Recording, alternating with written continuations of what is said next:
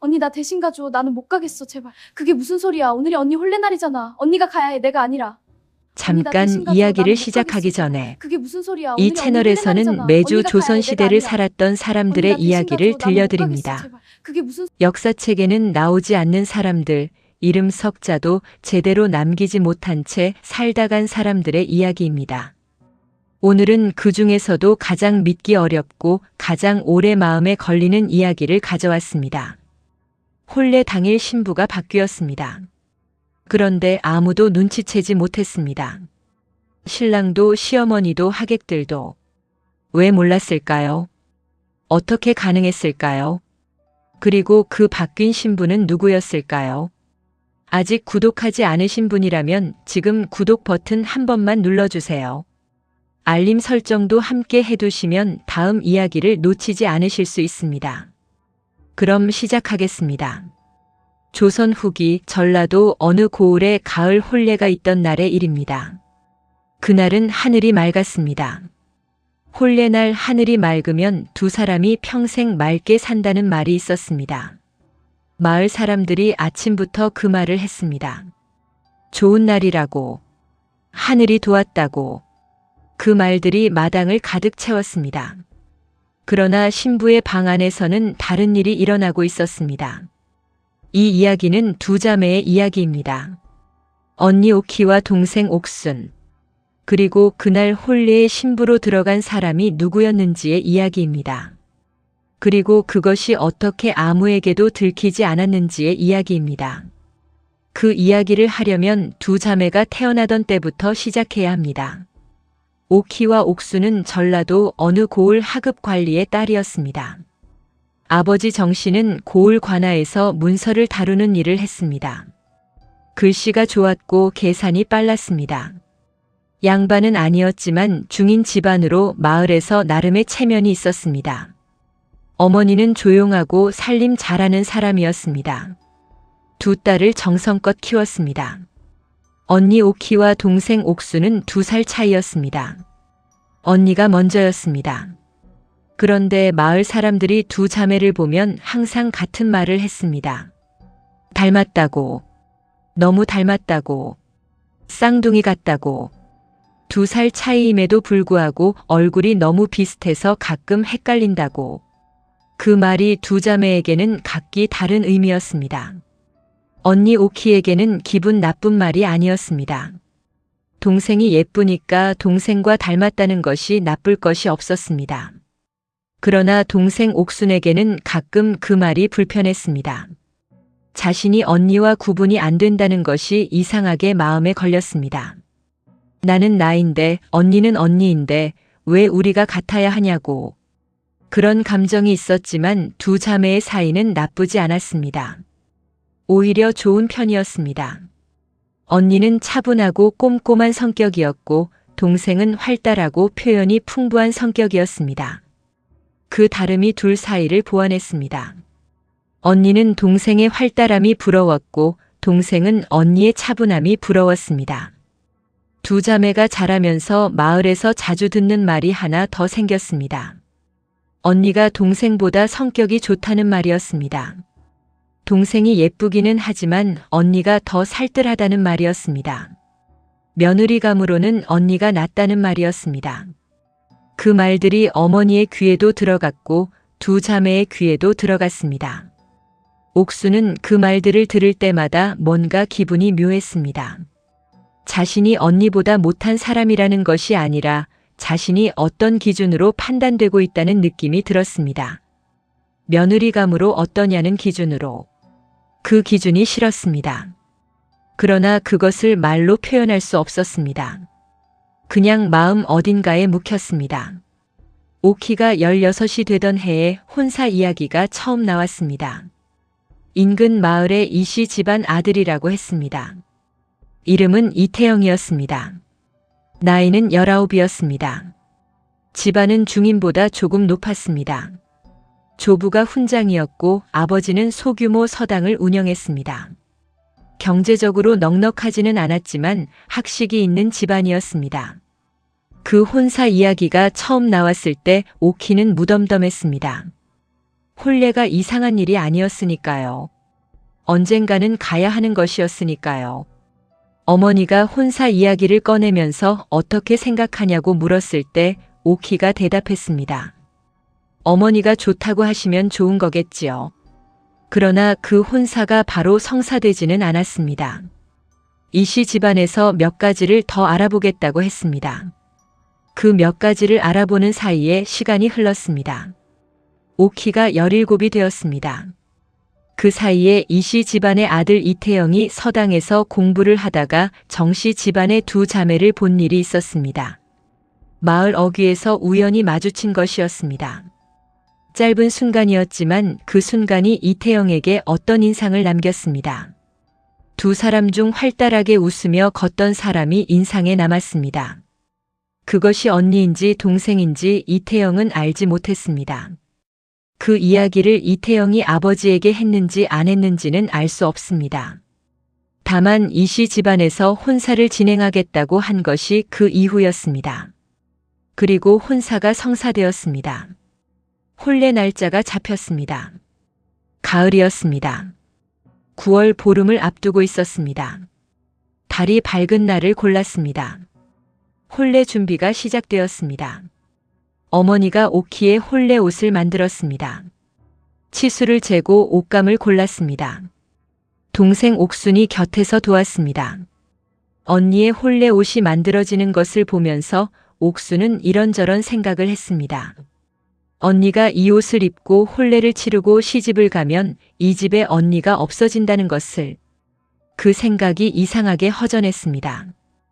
혼례를 2달 앞두고 오키가 달라지기 시작했습니다. 처음에는 잘 몰랐습니다. 밥을 조금 적게 먹는다고 잠을 잘 자지 못하는 것 같다고 어머니가 걱정했습니다. 혼례가 가까워지면 긴장하는 것이라고 했습니다.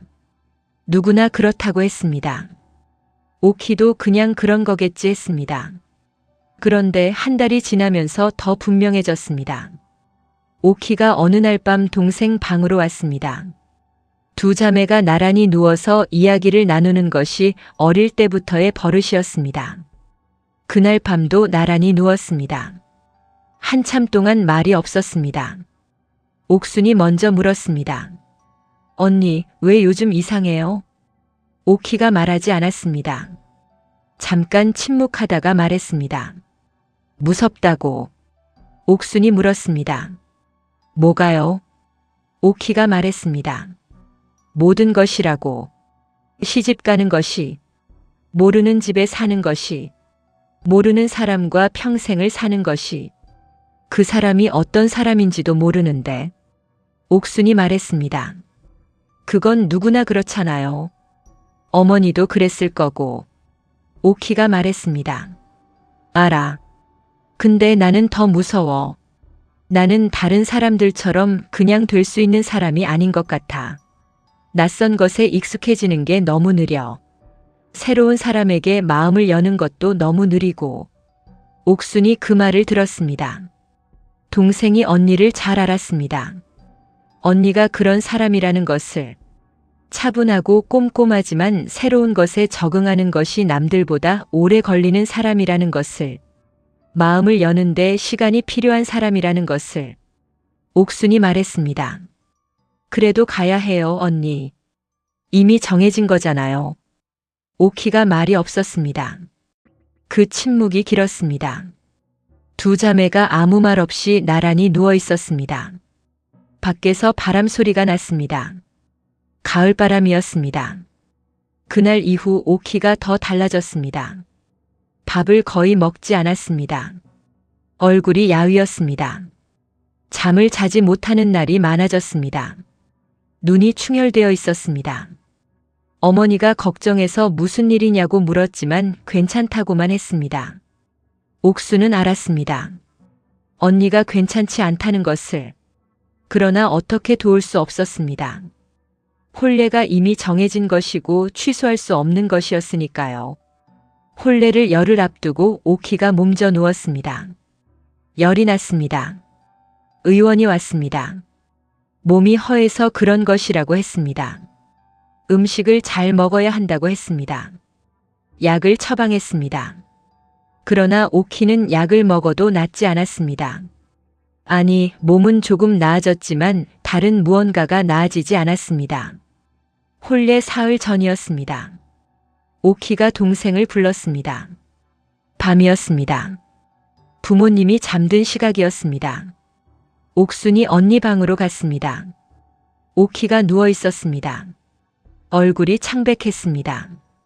눈이 부어 있었습니다. 울었다는 것을 알 수 있었습니다. 오키가 말했습니다. 앉아봐.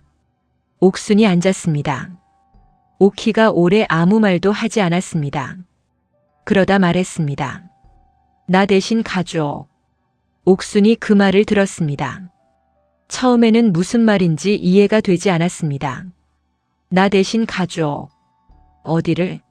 그리고 이해가 되었습니다. 옥순이 말했습니다. 그게 무슨 소리야? 오늘이 아니라 사흘 뒤가 언니 혼례날이잖아. 오키가 말했습니다. 알아. 그래서 부탁하는 거야. 언니가 가야 해. 내가 아니라. 옥순이 말이 나오지 않았습니다. 무슨 말을 해야 하는지 몰랐습니다. 그 부탁이 말이 되는 건지 아닌 건지조차 판단이 서지 않았습니다.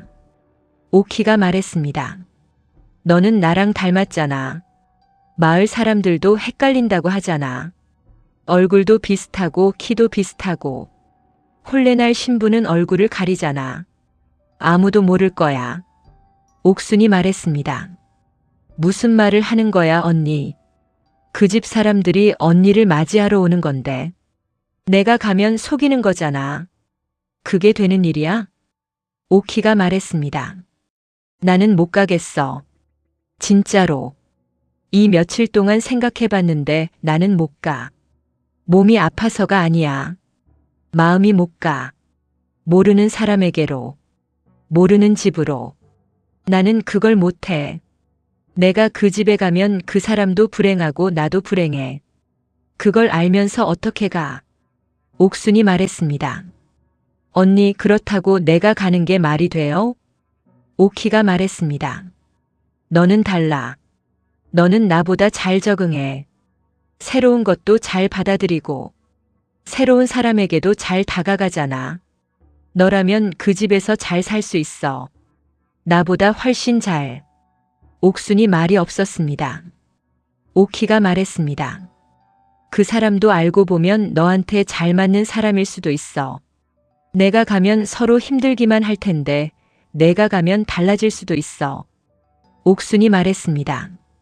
언니, 그 사람은 언니한테 맞는 사람으로 오는 거잖아요. 내가 가는 건 그 사람한테도 속이는 거고 그 집 어른들한테도 속이는 거잖아요. 그게 평생 비밀이어야 하잖아요. 언니는 그걸 생각했어요? 오키가 말했습니다. 생각했다고. 그게 미안하다는 것도 안다고. 그런데 나는 다른 방법을 모르겠다고. 혼례를 취소하면 아버지가 어떻게 되는지 알잖아. 체면이고 뭐고 다 무너지잖아. 그렇다고 내가 억지로 가면 그것도 모두를 힘들게 하잖아. 그 사이에서 다른 방법이 없어. 나한테는. 옥순이 오래 앉아 있었습니다. 아무 말도 하지 않았습니다. 방 안에 촛불이 하나 켜져 있었습니다. 그 불빛이 두 자매의 얼굴을 비추었습니다. 닮은 두 얼굴이 서로를 바라보고 있었습니다. 옥순이 물었습니다. 그 사람이 어떤 사람인지 언니는 알아요? 오키가 말했습니다. 잘 모른다고. 다만 나쁜 사람은 아닌 것 같다고. 중매쟁이 말로는 온순하고 학식이 있다고 했다고. 옥순이 물었습니다. 그 사람을 본 적은요? 오키가 말했습니다. 없다고. 본 적이 없다고. 옥순은 그 말을 들으면서 생각했습니다. 자신도 본 적이 없었습니다. 이름만 알았습니다. 이태형. 그 이름 석자. 옥순이 오래 생각했습니다. 그날 밤 내내 생각했습니다. 언니 방에서 나와 자신의 방으로 돌아온 뒤에도 생각했습니다.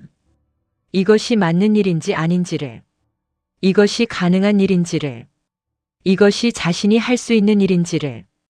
동생이 언니 대신 시집을 간다는 것이 말이 되는 일인가요? 그것이 들키지 않을 수 있는 일인가요? 마을 사람들이 두 자매를 헷갈릴 만큼 닮았다는 것은 사실이었습니다. 혼례날 신부는 족두리를 쓰고 얼굴을 분으로 바르고 고개를 숙입니다. 신랑은 신부의 얼굴을 혼례 전에 본 적이 없습니다. 신랑 집 어른들도 마찬가지입니다. 그날 처음 보는 사람들이었습니다. 그렇다면 가능할 수도 있었습니다. 이론적으로는. 그러나 그것이 가능하다는 것이 해야 한다는 뜻은 아니었습니다. 옥순이 그 밤을 새웠습니다. 날이 밝았습니다. 아침 밥상이 차려졌습니다. 오키는 밥을 거의 먹지 못했습니다. 어머니가 걱정했습니다. 옥수는 밥을 먹으면서 언니를 보았습니다. 언니의 얼굴이 이틀 전보다 더 야위어 있었습니다. 그날 저녁 옥순이 언니 방으로 갔습니다. 그리고 말했습니다. 알겠어요. 오키가 그 말을 듣고 눈물이 났습니다. 말이 없었습니다. 그냥 눈물이 났습니다. 옥순이 말했습니다. 그런데 조건이 있어요. 오키가 눈물을 닦으면서 들었습니다. 옥순이 말했습니다. 언니는 어디 멀리 가야 해요. 이 마을에 있으면 안 돼요. 내가 시집을 간 뒤에 언니가 여기 있으면 언젠가 들켜요. 그 전에 다른 곳으로 가야 해요. 오키가 말했습니다. 어디로 가라는 거냐고. 옥순이 말했습니다. 그건 언니가 생각해야 해요. 친척이든 어디든. 그리고 두 번째 조건이 있다고. 어머니 아버지한테 말해야 한다고. 이것은 혼자 결정할 수 없다고. 오키가 말이 없었습니다. 옥순이 말했습니다. 어머니 아버지가 알아야 해요. 그분들이 허락해야 이걸 할 수 있어요. 내가 혼자 결정하고 갈 수는 없어요. 오키가 오래 침묵했습니다. 그리고 말했습니다. 알겠다고. 그날 밤 두 자매가 부모님 방으로 갔습니다. 아버지와 어머니가 마주 앉았습니다. 두 딸이 앞에 앉았습니다. 오키가 말을 꺼냈습니다. 처음에 아버지의 얼굴이 굳었습니다. 무슨 말을 하는 것이냐고. 혼례가 사흘 뒤인데 지금 무슨 소리냐고. 오키가 말했습니다. 못 가겠다고. 진짜로. 몸이 아파서가 아니라 마음이 안 된다고. 아버지가 소리를 높이려 했습니다. 어머니가 아버지의 손을 잡았습니다. 그리고 오키에게 물었습니다. 왜 그러냐고. 그 집이 싫냐고. 그 사람이 싫냐고. 오키가 말했습니다. 싫은 게 아니라고. 두렵다고. 모르는 곳에 가는 것이, 모르는 사람에게 마음을 여는 것이, 자신은 그것을 못한다고. 어머니의 눈에 무언가가 지나갔습니다. 딸을 알았습니다.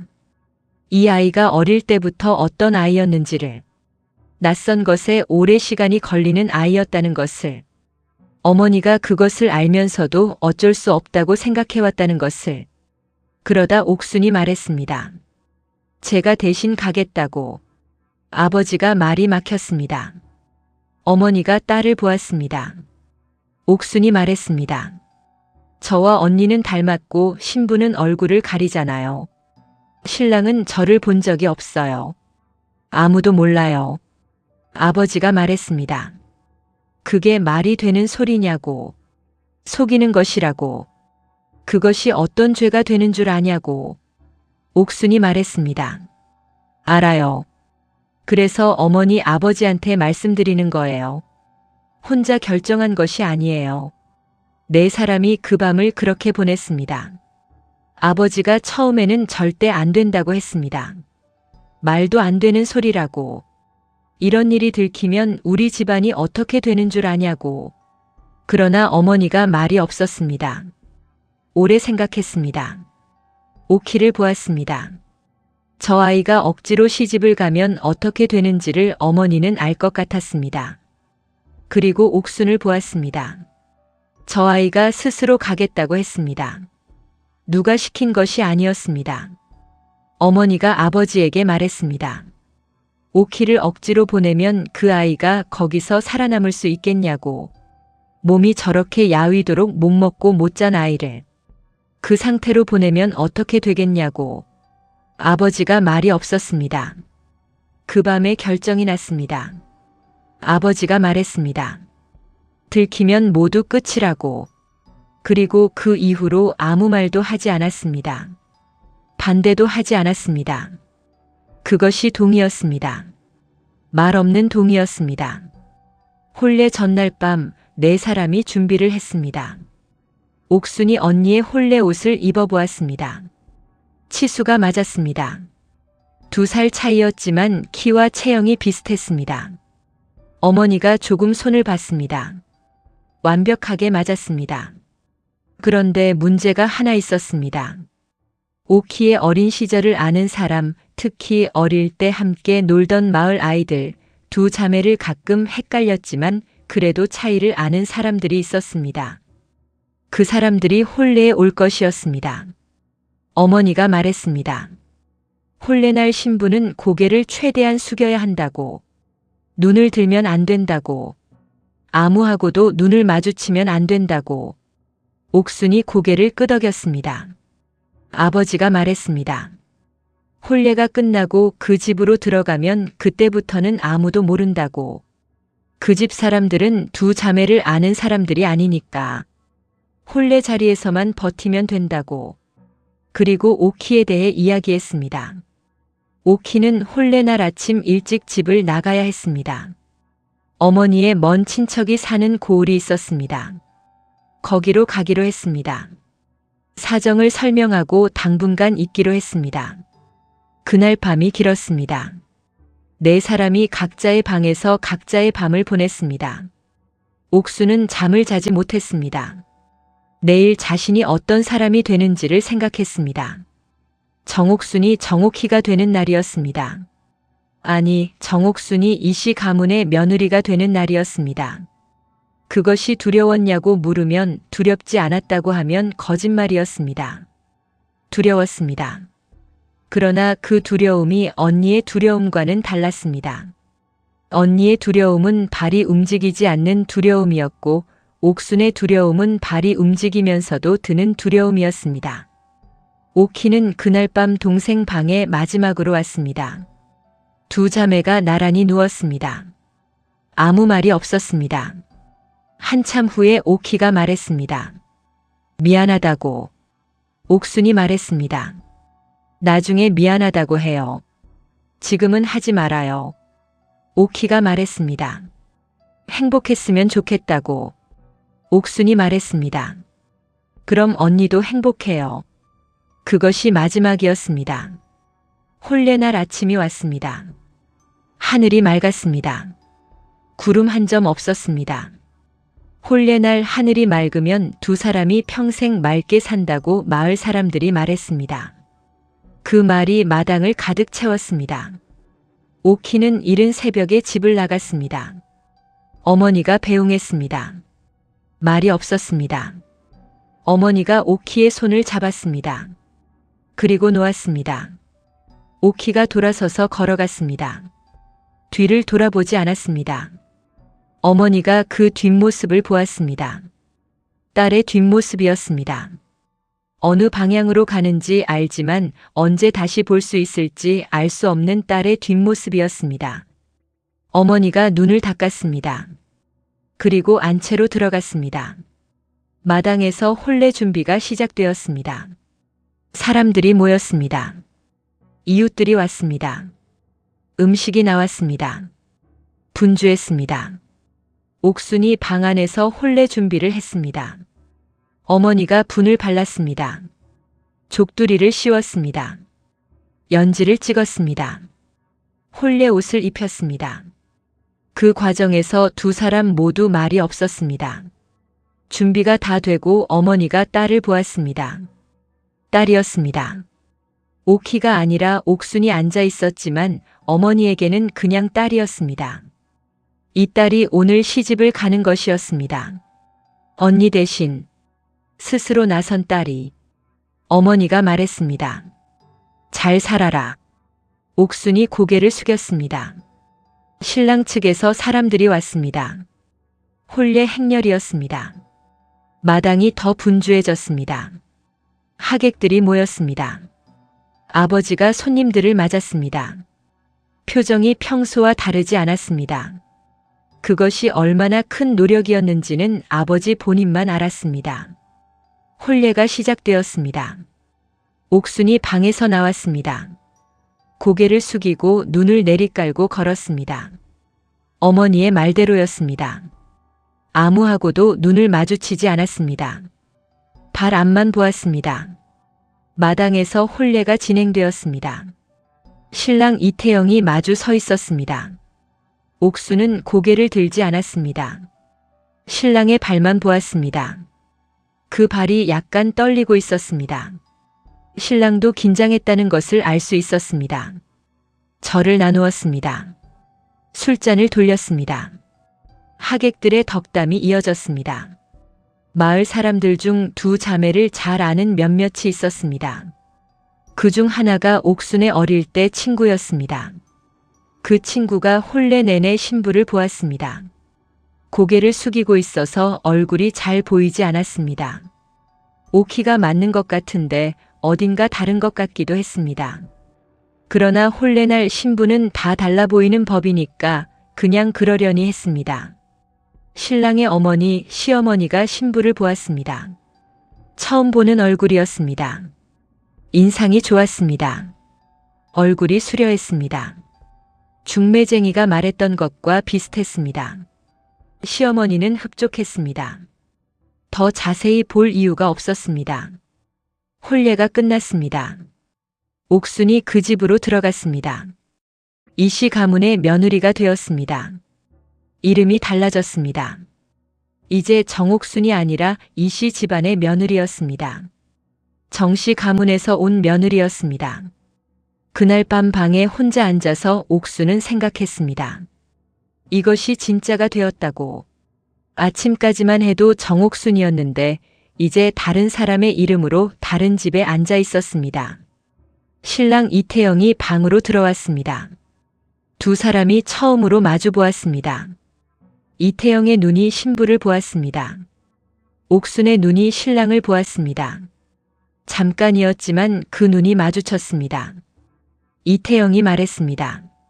먼 길 오느라 힘들었지요. 옥순이 말했습니다. 아닙니다. 그 두 마디가 두 사람의 첫말이었습니다. 이태영은 말수가 적은 사람이었습니다. 그러나 눈빛이 따뜻했습니다. 옥순이 그것을 보았습니다. 나쁜 사람이 아니라는 것을, 아니 좋은 사람일 것 같다는 것을, 그 느낌이 들었습니다. 두 사람이 그날 밤을 보냈습니다. 다음 날 아침 시어머니가 며느리를 보았습니다. 밥상 앞에서 처음으로 제대로 며느리의 얼굴을 보았습니다. 인상이 좋았습니다. 시어머니가 말했습니다. 잘 자다 왔느냐고. 옥순이 고개를 숙였습니다. 예, 어머니. 어머니. 그 말이 낯설었습니다. 자신의 어머니가 아닌 사람을 어머니라고 부르는 것이, 그러나 곧 자연스러워질 것이었습니다. 그것이 사람이었습니다. 옥순은 그 집에서 살기 시작했습니다. 처음 몇 달이 낯설었습니다. 모든 것이 낯설었습니다. 그러나 낯선 것에 적응하는 것이 언니보다 빠른 사람이었습니다. 시어머니의 방식을 배웠습니다. 이태영의 습관을 알아갔습니다. 집안의 규칙을 익혔습니다. 이태영은 좋은 사람이었습니다. 말이 많지 않았지만 생각이 깊었습니다. 옥순이 무언가를 힘들어하면 먼저 알아채는 사람이었습니다. 말하지 않아도 아는 사람이었습니다. 그것이 옥순에게 이상하게 편했습니다. 반년쯤 지났을 때였습니다. 어느 날 저녁 이태영이 옥순에게 말했습니다. 당신은 처음 만났을 때부터 이상했다고. 옥순이 놀랐습니다. 무슨 말이냐고 물었습니다. 이태영이 말했습니다. 나쁜 의미가 아니라고. 자신이 혼례 전에 마을 어귀에서 정씨 가문 자매를 본 적이 있다고. 그때 두 사람 중 한 사람이 눈에 들어왔다고. 활달하게 웃으면서 걷던 사람이. 그런데 홀레날 신부를 보니까 그 사람이 아닌 것 같다는 느낌이 들었다고. 그런데 막상 이야기를 나눠보니 딱 그 사람 같았다고. 옥순이 그 말을 듣고 가슴이 내려앉았습니다. 알고 있는 것인가? 알면서 말하는 것인가? 이태영이 말했습니다. 내가 뭔가 잘못 본 것일 수도 있다고. 홀레날 긴장해서 헷갈렸을 수도 있다고. 다만 한 가지는 확실하다고. 지금 곁에 있는 사람이 마음에 든다고. 그것으로 충분하다고. 옥순이 그 말을 들었습니다. 오래 아무 말도 하지 못했습니다. 이태영이 알았는지 몰랐는지 옥순은 그 이후로도 알 수 없었습니다. 이태영이 알면서 말하지 않은 것인지 진짜로 헷갈렸던 것인지. 그러나 이태영이 한 말은 진심이었습니다. 지금 곁에 있는 사람이 마음에 든다는 말이. 그것이 이태영이 선택한 방식이었는지도 모릅니다. 알면서 모르는 척하는 것. 어떤 사람들은 그렇게 합니다. 진실을 파고드는 것보다 지금 이 사람과 사는 것이 더 중요하다고 결론 내린 사람들이. 옥수는 그날 밤 오래 생각했습니다. 그리고 결심했습니다. 이 삶을 살겠다고. 어떻게 시작되었든 지금 이 자리에서 살겠다고. 이 사람 곁에서. 그 이후로 옥수는 그 집에서 살았습니다. 아이가 생겼습니다. 아이를 키웠습니다. 시어머니를 모셨습니다. 이태영과 나란히 살았습니다. 그런데 한 가지 마음에 걸리는 것이 있었습니다. 언니였습니다. 언니 오키가 어머니 친척 집으로 간 것은 알았습니다. 그러나 그 이후로 소식이 잘 들리지 않았습니다. 가끔 어머니를 통해 안부가 왔습니다. 잘 있다고, 괜찮다고. 그러나 그 이상은 없었습니다. 오키가 어떻게 살고 있는지, 행복한지, 다른 혼사가 생겼는지 옥수는 알지 못했습니다. 그렇게 몇 년이 흘렀습니다. 옥순이 처음으로 고향 집을 방문한 것은 아이가 태어난 다음에였습니다. 이태영이 함께 갔습니다. 아버지와 어머니가 손주를 보았습니다. 모두가 기뻐했습니다. 이태영이 잠깐 자리를 비운 사이 어머니가 옥순에게 말했습니다. 오케 소식이 있다고. 그 먼 친척집 마을에서 혼사가 생겼다고. 좋은 사람이라고. 오키가 좋다고 했다고. 옥순이 그 말을 들었습니다. 눈물이 나왔습니다. 왜 눈물이 나오는지 정확히는 몰랐습니다. 언니가 잘 된다는 말이 기뻐서인지, 오래 보지 못한 언니가 그리워서인지, 아니면 그날 밤 두 자매가 나란히 누워 나눈 말들이 떠올라서인지. 어머니가 딸의 눈물을 닦아주었습니다. 아무 말 없이. 그것이 이 이야기에서 어머니가 마지막으로 한 것이었습니다. 딸의 눈물을 닦아주는 것.